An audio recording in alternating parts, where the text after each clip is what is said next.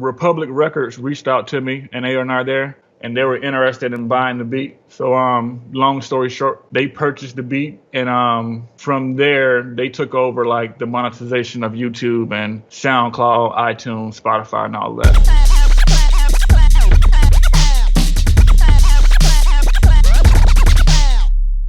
Peace, what's going down? It's DJ Payne 1 for Beatstars.com. On the line with a special guest, Bubba Got Beatz is in the building. Welcome to Beatstars, sir. What's going on, man? Appreciate it, man. I'm going to learn a lot from this interview. I'm going to pick your brain a lot because I've done my research and I'm interested and intrigued about a couple things. But on your YouTube page, your oldest beat was posted only a year ago. But in spite of that, you've amassed almost 50 million views in total, and you're at over 150,000 subscribers.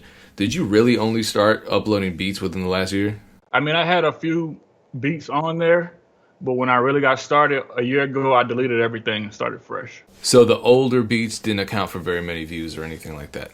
There was like 10 views, 15 views. At 30 million views, the 10 Toes beat was your most successful video upload to date, correct? Right. This is what's interesting to me. The original 10 Toes Challenge beat, or the 10 Toes beat, I should say, which became the 10 Toes Challenge, didn't have a link to download or buy the beat in it. What was that decision based on? Well, it actually did. It was on Beatstars, and I had it for lease for $25, and I had it for exclusive for $300.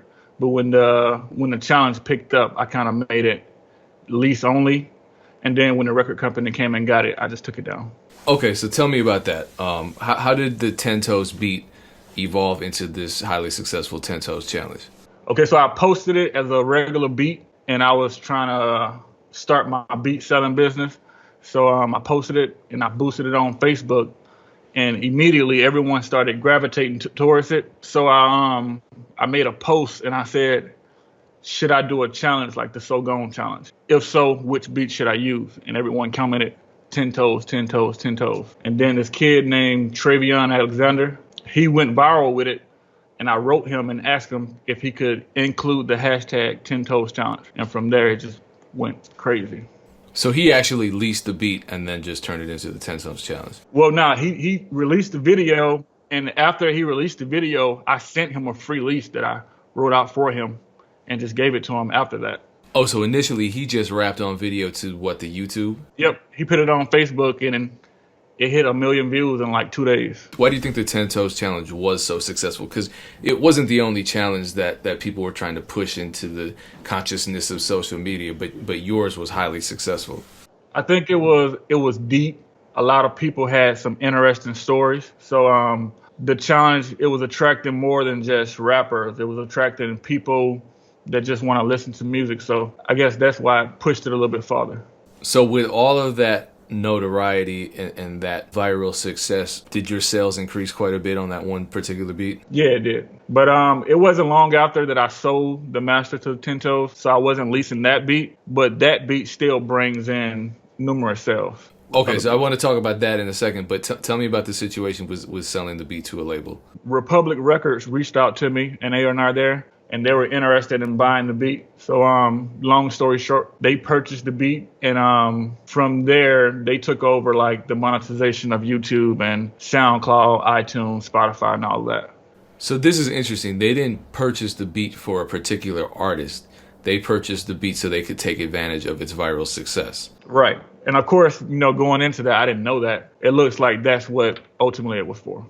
I've actually never heard of that ever happening, and I think that that's something unique that probably even Republic Records didn't have experience doing, that kind of agreement with just a producer for a beat. Normally they want to sign the song and release the song, not the beat. But your beat was more successful than the average hit song, right, by today's standards. How does it feel to be such a front runner when it comes to the new era of online beat sales? Everything's the same for me, I take it a day at a time, and I do the same regular things. I have my job, so. So you're juggling working as a professional producer, and you have a day job as well? Right. What do you do, if you don't mind me asking?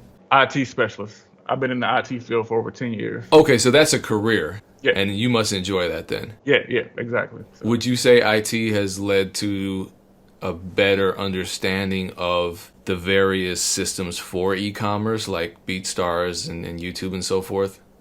Definitely. I would say it helped with more of the marketing and the ads, understanding how the average user consumes, content from us content providers. So it sounds as though that gives you an advantage over other producers who don't necessarily understand those systems. If you had to give a producer who's just starting out with their marketing plan one piece of advice that they certainly needed to know when creating a successful campaign to market their beats, what would that advice be? I would say that when you are making a targeted ad, that you are not trying to make a sale immediately, that you are using ads to get engagement and more notoriety instead of trying to grab a sale. Like the sale should come more in the long run than you're trying to get it up front.